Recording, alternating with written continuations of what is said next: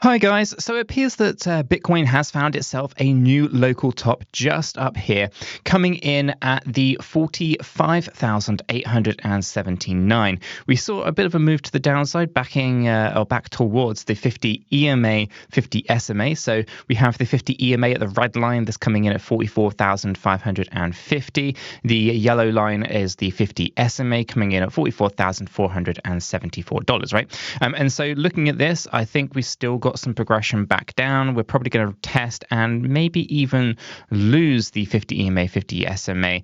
We're probably looking at our swing high previously, trying to find some form of support in this range. So I'm going to show you what that looks like. So if we take let me find the right area. I think it's probably best to find this area of rejection here and this high here. Pull that across. We are going to be looking for this target range on the way to the downside, I think, before we will rally up. So this is just below the 50 EMA, the 50 SMA, at 43,994 to 44,398. Okay, so my expectation here might be that we have some kind of small push back up, get rejected, and then a bigger push to the downside, looking at the 50 EMA, the 50 SMA, and this range that we might wick into between 43,994 and 44,398 as the area that we then find the ability to get some support and rally back to the upside. I do expect us to be looking at testing these higher ranges a little bit more. I don't think we're necessarily done, and we do have the ability to push up a little bit more, but obviously we'll talk about those on the larger time frames. Let's talk about this on our 1 hour time frame here at the moment then. So if the expectation here is to continue this push to the upside a little bit more, how high is that likely to go? Well, we can use our Fibonacci retracement tool to help us with that, assuming that we've kind of finished our move to the downside here, which is both possible and it's not, so we'll keep an open mind. We might push up a little bit more, but we'll be aiming for approximately 44,750 here on this one. If we break above 45,879, that's the white line that you see on here. If we are to push higher than that, then it's going to basically prevent us from coming down to this low range. Okay, so just bear that in mind as well. Under the structure that I'm thinking here, and in order to get down to that range, we'd have to stay below 45,879 for us then to move down towards this yellow box that I first drew. Okay, this will basically allow us to look at this look at everything on here as corrections. Draw some Elliott wave so that you guys can see what I'm talking about. We would have a WXY situation like this, and as you can kind of see, we have to move up into this X wave here before we move down to finish off the Y wave. Now, if we were to come up to that 45,750 as a kind of target range, which would be our 1-to-1, then we would be looking to come down into this little area right here where we see a little bit of overlap, but basically it's going to be between 44,180 and 44,476. Okay, once we complete that, I then expect us to surge on up because I'm looking at this as being a final fifth wave movement, and then we are going to be targeting out that slightly higher range. Depending on how low this goes will depend on how high we end up going later. Okay, so there's a few things to kind of consider in there. Ultimately, we'll be looking at above $46,000 in my opinion when we eventually get that move to the upside. So let's go ahead and take off some of this noise just so we have an understanding there of what's going on. We do find ourselves in a bit of a bullish move, so we have got right in here some lower highs, and I know people are like, what do you mean lower highs? That's and lower lows, of course. That's not bullish, that's going to be bearish, right? The rest are actually bullish because these things have a tendency to break out, and that's ultimately what we're looking for here. Now, you could also look at this maybe as a bull flag. Okay, so we have this pole to the upside here, we then have the flag to the downside here, and then this will have a big break to the upside. Now, Elliott wave theory tells us this is a wave 4, but if you look at it from any other kind of point of view, you can see it's a bull flag, and we'll be looking for that break to the upside here. We have the higher lows, the lower lows and the lower highs, and they will have a tendency to want to break up as well. So depending on how you want to look at it, there's lots of different kind of ways. Okay, actually, yeah, things are looking okay, but I still expect us to test a low shade before we actually have that rally to the upside. We may obviously adjust this trend line here to the upside depending on how high we are this. If we can get to that 750, great. Again, no guarantees. Minimum expectations will be just to push up higher than the swing high at 45,410. That will basically confirm that we're kind of in that kind of end ground for maybe a bit of a short position before we get into the long. Short before long, short before long, and all that stuff. So all looking okay there. So from our smart money concepts point of view, if we go ahead and load that in, you can see we have the premium area. That's where we're getting rejected at the moment. That's basically 45,650 up to that swing high of 45,879. Our equilibrium, if I can talk today, is of course down here towards the 200 EMA. We've got all of these fair value gaps as well, which in my opinion will be looking to get filled out soon enough, because I do think we are likely to see a big correction for Bitcoin. I've been through this a number of different times. We can't correct down until we've moved up though. Got to liquidate those shorts. We're in bullish structure at the moment, but no break of structures to confirm the bullish movements. So yeah, from smart money concepts point of view, we have to be aware that there's a lot of fair value gaps, and we'll probably talk more about those in the coming days. I don't know why I didn't turn the wrong one off. There we go. So that's our hourly chart, right? It's looking pretty interesting. We're going to see some pretty decent progression for Bitcoin. I think we'll go up, we'll go down, then we'll have a bigger run to the upside where we kind of break out into a new yearly high. Let's go ahead and take this into our daily time frame. Actually, before we do that, stochastic RSIs. So stochastic RSI is showing us with momentum that can go in both directions here on the hourly chart. So it's very inconclusive. Throw in our RSI divergence indicator. We do have massive bearish divergence here. So as we're kind of talking about this move towards our yellow box of 44,177 to 44,472, that overlap with the larger yellow box at 43,994 to 44,398, we can see that we have this bearish divergence, right? This is basically telling us that yes, we are going to see a big drop in Bitcoin's price. I say big drop, but on the hourly chart, a drop into this low. But, you know, we are probably going to rally up first, I think, in my opinion, before we see it. Ultimately, we are targeting out this low side. We're probably going to lose the 50 EMA, the 50 SMA on that journey, and it could just be a quick wick for all we know. But this is where the target range is really interesting to me. So, yeah, from our kind of divergence indicator, yeah, we've got some bearish divergence. It's well worth keeping an eye on that. Let's go ahead and go up into the daily, right? So the daily time frame obviously was testing the highs. Now obviously we had this as a breakout here, but if I actually go ahead and put our trend line over here, connecting the previous highs together, it looks more parallel, right? This is going to be a bearish setup. So it's the opposite to what we saw on the hourly chart, right? Here we have higher highs and higher lows, and they have a tendency to break down. I've been through this a number of different times. Every time that we see higher highs and higher lows, they have a tendency to break down. Let me show you a few here on the chart, right? So here we have some higher highs and some higher lows. We broke down. Okay, over here, grab another one. We have higher highs and higher lows, and we broke on down.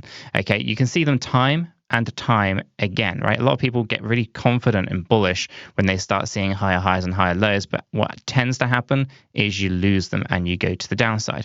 Okay, and you'll notice there's common similarities between all of these patterns here. Okay, and I say it's not a guarantee because here you can see as well, we actually broke up, right? We didn't break down from it. But there are some similarities with all of these things, right? It's an overlapping candlestick pattern. Each one of them is basically just like a little tight range that Bitcoin has found itself in, with the exception, okay, because it's not a guarantee, this is the exception right here, but all of these other ones that I've just quickly drawn on have seen a break to the downside, right? So nothing is guaranteed, but you use this to your advantage and you use probability into your defense, right? And so where we are with this right now is we are looking for moves to the downside. Now, of course, we don't just take a look at where Bitcoin's price is on here, and say, look, overlapping higher highs, higher lows, we're bound to go down, right? We can't time it. We can't time it just by looking at the candlestick patterns, but we do have other tools such as the stochastic RSI, right? The stochastic RSI is up in this overbought area now, right? And we've rapidly moved up there. This is not a strong position for Bitcoin to be in. You can see that when we come up into this overbought area, it has to come back down to the oversold area. Let's go ahead and take a look at a few of those. Right, the last time it was overbought, we saw this correction just here. We saw a 10% drop in Bitcoin's price. The time before that, we saw a correction just over here, okay, where we saw Bitcoin's price correct down by 8.35%. The time before that, we actually didn't really see any kind of decent correction. It corrected down with a really minor small drop right in here of about 5.83%. Now, if we come out of that most recent rally on our daily time frame and talk about September, we can see that we corrected down here and we corrected down over here. So we want to be aware of this is basically testing the higher trend line.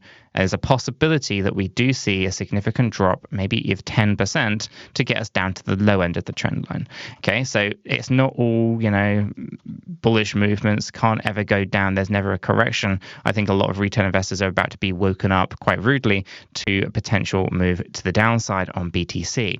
Let's go ahead and take the stochastics off and throw in the divergence indicators. Let's take a look here. We had hidden bullish divergence on the 29th of December. Let's go ahead and take a look. That's basically down here before this run to the upside. Great way to kind of keep an eye on the market here and see some pretty interesting moves to the upside on BTC. Okay, so again, nothing at the moment being indicated to us from a divergence point of view that is concern. Obviously, volume profiles increased very briefly here, but is actually lower than the lowest high that we had back on the 5th of December, right? So price went higher highs, but volume went lower highs. Okay, this is an indication that actually there is less of a demand pushing Bitcoin's price to the upside, and this kind of divergence shows us weakness in the move to the upside. We need to be very aware of that. Now, from a volume point of view, if I zoom even further out on this chart, you can see that volume, let me get right out here, the volume profiles of how much demand was in on Bitcoin kind of died in March of 2023. Since then, volume profiles are very, very low. Okay, now I know what you're thinking. Well, this is just Binance, right? Binance went through its whole thing with the SEC and, lots of people were not, paying attention to Binance. I do want to kind of urge everyone to kind of say, let's not speculate, let's use facts. Binance still is the #1 cryptocurrency exchange for trading volume, and it dwarfs many of the others, right? So it's not a case that there isn't volume on Binance. It is greater volume on Binance than any other of the centralized exchanges. It's more of a case that there just isn't and hasn't been an appetite for Bitcoin for quite some time. Even though prices pushed upwards, we can see the volumes are very, very low. Now, we can obviously take a look outside of Binance if we really wanted to. We can come in here and take a look at KuCoin, for example. You can see volumes are very, very low. We can go in and we can take a look at something else like OKX. It's another exchange that has some pretty good volume most recently. And you can see these volumes are actually okay. They're not too bad. They're not 2020 to 2021 kind of volumes, but they are, they're okay. They're holding up versus 2022 and 2023. Let's go ahead and take a look at Bybit on a spot side. You can see volumes are okay on Bybit, but again, if you zoom out here, you can see that there isn't a lot of history and most of their volume is in late 2022. Okay, let's come back out of here and go into, let me see if I can find Coinbase. It's always an interesting one. Coinbase, is this spot? Let me just check. Coinbase. Yeah, it is spot. That's cool. So Coinbase actually has some pretty good volume, but volume profiles, again, as you can kind of see here, are decreasing as price has been pushing up quite aggressively. Again, so it doesn't really matter what exchange you look at. The extremes you can see on Binance, where they were really, really pushing a lot of Bitcoin volume through to them, still not pushing a lot of Bitcoin volume in comparison, even though their volumes are the top of the list in terms of the #1 exchange for kind of pushing Bitcoin volume through. So we have to be aware that although comparatively we can take a look at Binance and it looks like no one's using it, actually it is being used. It's just not to the same degree that it was, which is more alarming than anything else. And also we have to understand that volume profiles are very consistent under this understanding across the various different exchanges. It's not looking as good as we'd want it to be. And, if we come back to the Binance chart, you can really see it very clearly and obviously here. Okay. So with that being said, and we know that the volume profiles are not where they need to be, why would price push higher? Well, price pushes up higher simply because of supply-demand imbalances. Okay, so if the demand isn't there, as in there is not enough interest and volume for Bitcoin, then why does price push up? The only other logical explanation is that there is less Bitcoin on the exchanges, and therefore price or the supply to demand is imbalanced and price moves accordingly. So in this particular example where price has gone up and demand is low, then the supply has to be shrinking. And we can take a look at the on-chain analytics and we can see that a lot of Bitcoin has gone away from the exchanges. Now you can argue, is that manipulation? Is that not manipulation? It all depends on who is controlling those Bitcoin movements. But ultimately, a lot of Bitcoin that was on exchanges in March of 2023 has been removed, meaning that there is less Bitcoin available for people to purchase, less Bitcoin, less supply, demand reasonable. We can see price pushing up higher.